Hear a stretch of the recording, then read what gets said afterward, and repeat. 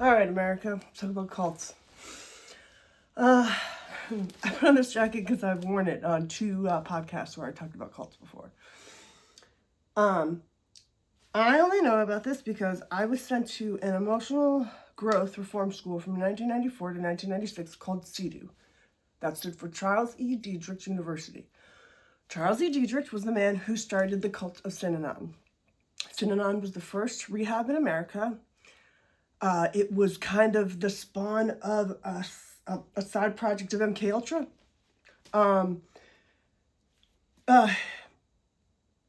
In the 60s and 70s, it was really in the 70s, but it started with America having acid for the first time.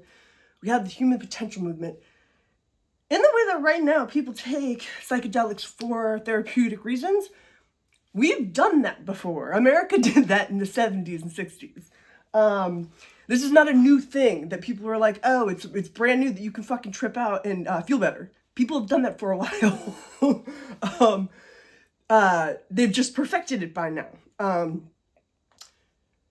I was in a CEDU was a cult. I knew it was the first day I got there. I was told that CEDU wasn't a cult, and I didn't know what the word meant, and it was explained to me.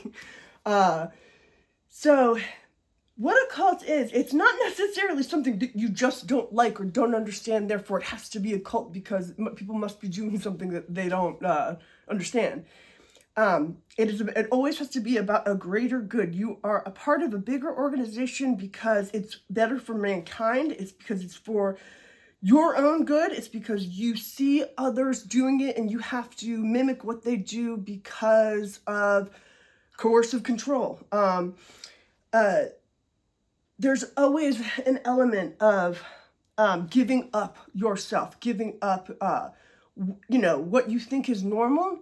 Until they normalize different things. I didn't realize that it was a cult until maybe a good 4 or 5 years after I had left. I had graduated in 1996. I believed in what I had learned at that place so much that I returned multiple times. I don't even remember how many times I returned as an alumni. One of the times I returned as alumni was to be a part of what I think is a further side project of MK Ultra. I think that it was part of Project Monarch. I was returning to be a part of a transformative experience for a Project Monarch, workshop-y thing. And I was assigned to be Paris Hilton's big sister for a week. It definitely affected my life because when she would act a fool, dancing on tables, being the most hated woman in America, I felt pity for her because I was like, well, I kind of know why she's doing that because she's acting out, because she, I knew she got sent to Provo. I was assigned to sit there and tell her CEDU was not that bad because there were worse places that she could get sent. I was right. At CEDU, there were things like you couldn't think about things. You couldn't talk about things. And it got to the point where after maybe 6 months, you monitored your own thoughts because it wasn't that you thought that you would get caught. It was that they taught you how to be a human lie detector, and it was also with yourself. I can't lie. I'm a horrible liar. But if I have to lie, I have to convince myself that it's true, so much so that probably later in life I won't even know if it's a lie. They taught us how to be cold readers. They taught us the body does not lie. They taught us CEDU people, if we're in a room and there's two pathological liars, we will find them very, very fast. And we will usually point them out to other people and they'll be embarrassed for us because that's not something you're supposed to say. Kind of got off the plot. I knew that was going to happen. When I read about what brainwashing was, when there's repetitive things over and over again so that they're normalized, or when something will tie a feeling to an action, that's culty. At CEDU, it was they would play music and they'd make us cry so that whenever we'd hear that music later on in life, we would always be back in that room where we were forced to listen to the same song over and over again on a loop for about 24 hours while feeling very deep traumatic things when adults were screaming at us and our friends were crying and confessing things that they may or may not have done. That is very culty. This is something that I talked about in the Cult Vault. Most cults have something which I have coined the term the character stretch, because the character stretch was something we had to do at CEDU. The staff would give us a character we had to act out, and we had to act a fool to the point where they thought that we had given up and let the process happen, and then they lifted us up in the air while Fame was playing, that song Fame from that TV show. All cults kind of have a thing like that. Midsummer, there's a part in Midsummer when she's doing that dance on around that pole, and then the cult like lifts her up in the sky and brings her to be like the queen. That's the character stretch. It's also in when they in like Christian religions, when there's like snake handling or like speaking in tongues, like all that stuff. That's, to me, that's the character stretch too. It's also been proven that if it's there was 2 cults that they studied the body's reaction to what happens, and it was like a religious cult and then a yogi cult, like a yoga cult, and it was the same thing. What's happening with MAGA right now, and I only know this because I've been through 2 cults. I was in a cult at CEDU. It took me a good 4, 5, 7 years to really understand what had happened to me there, and it was only because of the internet. And then I was interviewed for Surviving CEDU. My interview is not in the documentary that's on YouTube, and that is why I am so adamant about making a documentary about this, because this story is not over. Sorry, I keep going off the plot. The second cult I was in is when I returned online after being offline for 5 years, and I found Jordan, I found the Straight Outta BS podcast, and I found the Survivor community. And it is a very powerful thing to have a brand new family of 1,000 people that you never knew had the exact same pain that nobody in your life has ever understood. That's probably the most powerful fucking drug on the planet. Was this whole Survivor community saying that I see you survivors, saying I know your pain, saying I went to Academy at Ivy Ridge, or Castle by the Sea, or Tranquility Bay, or Cross Creek, or CEDU, or RMA, or Ascent, or fucking Hyde School. There's so many of these fucking hellholes, and they are all tied to each other. But for some reason, the people that are running the Survivor community, people that run Unsilenced and Breaking Code Silence, don't want us to talk to each other. They don't want us to compare notes, and they don't want you guys to know that when you go to Unsilenced or BreakingCodeSilence.org to go and fill out a thing to be a part of a lawsuit, it never works. It's all a part of a fucking Ponzi scheme. Please don't fucking trust anything. Do not trust Unsilenced. Do not trust BreakingCodeSilence.org. You have to figure out something else, because they don't have the answers. I have received so many private, screenshots or emails from the Justice Law Collaborative, from people that thought that they were going to have justice, and it's just because they went through Unsilenced and it got screwed around with.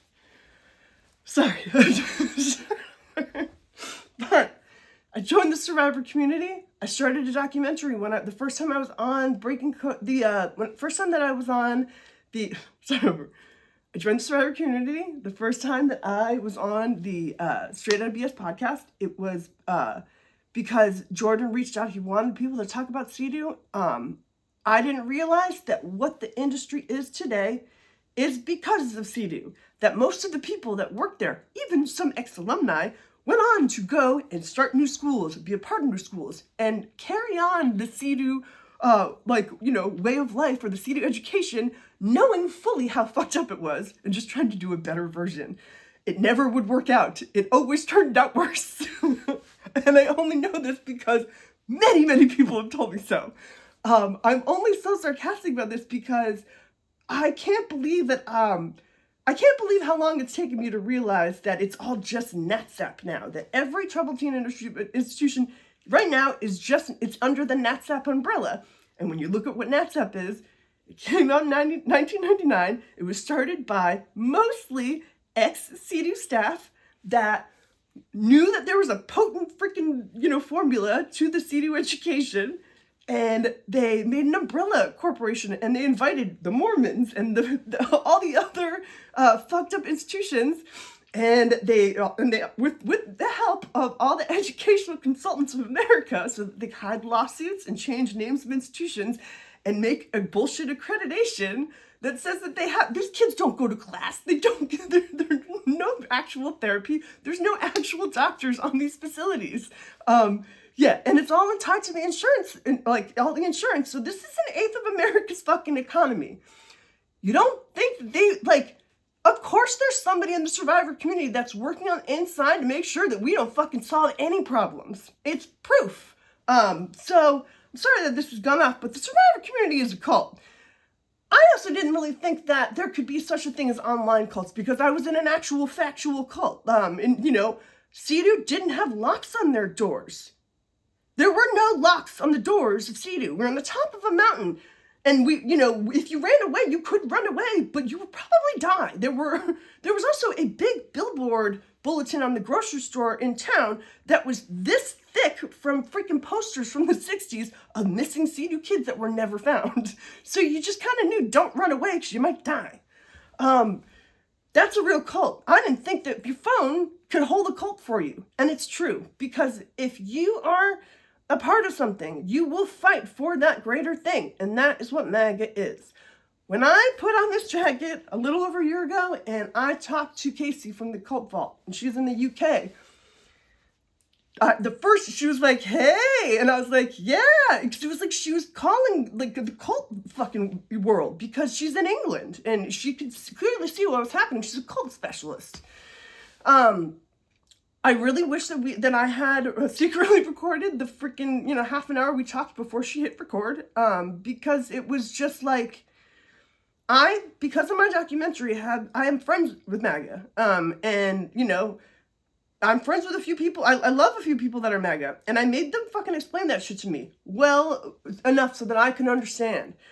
And when Trump won, even one of my girls, I was like, at least your guy win, your boy won, it wasn't, and I was like, do you hate me? And she was like, no. And then when I saw her at a protest, because of ICE, I was like, oh shit, she converted. And and that's the thing, is that's why I wanted to say something, is that I made a post on Facebook the other day, and cult experts are not really reachable. There's one that I was able to reach, and her name is Ann L. Peterson. She wrote a book called Is This a Cult?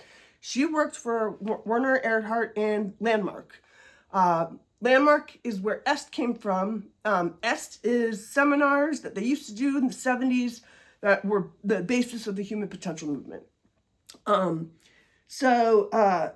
I had watched Anne on a lot of YouTube podcasts because she was talking about EST, and I knew that CEDU came from EST. When I finally found her on Facebook, and she just answered my messages, and I was like, I've been wanting to talk to you. She's like, oh, just come on my podcast. That's so rare. Cult specialist, and it was probably also because she was a little bit of a hiatus, and she was on a hiatus, and so she was probably like, oh my god, this is interesting. Yeah, I would love to help you.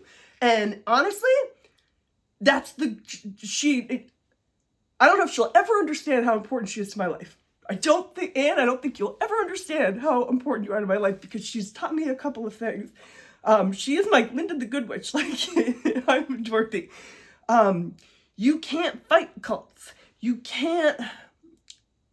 It's all in your mind. A cult is only in your mind, and so it's a way of thinking. It's a way of acting. And when we are trying to get people to stop laughter emojis over people dying in Minnesota right now, we are not understanding that we are just fighting bots on the internet, but there are a few real people behind those bots that either are complete fucking asshole, homophobe, people, whatever, but they have been fed bullshit for a very fucking long time by Fox News.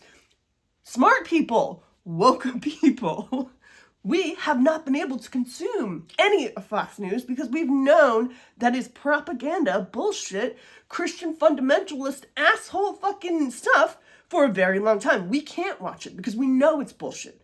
They think the same thing of our stuff. That's gone on for so long that I just feel like America's waiting for fucking, their MAGA uncle to be like, oh, I was so wrong. That's never going to happen. That is simply, absolutely never going to happen. You are never going to have your grandpa come to your door and say, I am sorry about MAGA. It's not going to happen. Maybe in 30 years, maybe in 20 years. It's not, but I bet anything in the world, it's never going to happen. You might have people that will be like, oh, I wasn't really into it. I was only into it for, no. That's what you're going to have. You're never going to have people that are going to say, I was a fool. You're not. It's not going to happen. It just doesn't. This is another reason I know. Catherine Kubler, she was the director of the program for Netflix. When the program is the documentary that made it so that my documentary at CEDU is my full-time everything, because the program showed little parts of CEDU on screen. It didn't say the word CEDU, but anybody that'd been to CEDU saw the fucking campus on Netflix, and that was enough for us for a second. When I met Catherine in DC a year and a half ago, her dad was there. I didn't know her dad was there. Catherine Kubler made the program for her father in the way that I'm making my CEDU documentary for mine. When all of a sudden Catherine Kubler's father came into the center of the room and he said, oh, and I never believed that Catherine should be center. I knew it was horrible from the start. If you looked at Catherine's face, she was looking at her dad being like, oh, come on, Dad. There's a fucking documentary about this. We all know that's not true. Do you know what I mean? But something that the program got really correct was that in the room, in the way that the troubled teen industry is made, it's based on cult shit. It's not that the kids were in the cult, but they can leave when they're out. But the parents are still stuck in the cult because they still believe that this saved their child's life. No matter how much we scream that we are still in pain from it, they will double down by paying for our cars, by paying for our phone bills, by paying for a bunch of shit that we as adults should not have paid for. That's how they double down on this never being a mistake. And I know I'm right about this shit because it's something my freaking boyfriend made me realize. MAGA is never going to say that they are sorry. They're not.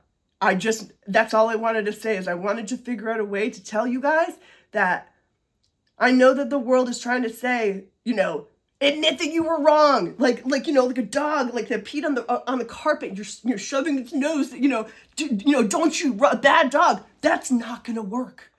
They're human beings. They've been fed bullshit for so long. They don't know what numbers are anymore. You know what I mean? They see exactly what they see, and they think that a cop was totally okay with shooting a woman trying to leave her house. It's absolutely insane. So, I just wanted to say that cult experts are really hard to talk to. I am a fledgling cult expert. I have not written a book yet. That's the only difference. But I have studied so many. I've studied Scientology extensively.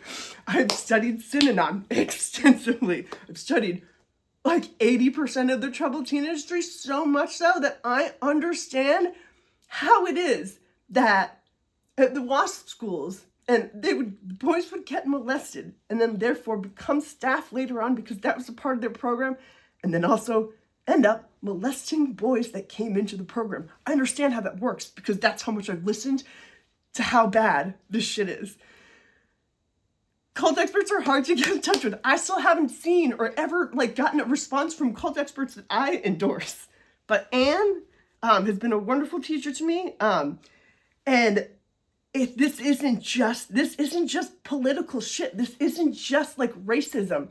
These people have been lied to. These people have been love bombed. A girl that I loved, that I went to high school with, that we were best friends and we were introduced by the freaking gay guy that we were all friends with. She went to art school. When she said faggot on Facebook, And I told her privately in a message, you can't do that. I'm your half-gay best friend. Don't say faggoccino or fagolatte when you don't like how your coffee was sweetened on Facebook. It offends me, your half-fagolatte friend. And she was like, offended. She was like, oh, like, if you can't handle a word, that's your own shit. This was a long time ago. This was like a year ago. That's what I'm saying. They don't think for themselves. One of my MAGA friends is black. And when I was like, what do you think about, what are you going to do to trans people? And he was like, oh, I just, I don't hate them. I just, I want them to go back into hiding. I don't know what he's thinking right now. I have no clue. I haven't talked to him. I'm afraid because I don't think that he's going to be like, oh, I was wrong. I don't, because he's a deeply Christian person. And yeah, I mean, I don't think that I just wanted people to understand. I don't think MAGA's I don't think that they're gonna be like, yes, we were wrong. That's not gonna happen. It's just not. So, that's all I want to say. Okay, bye.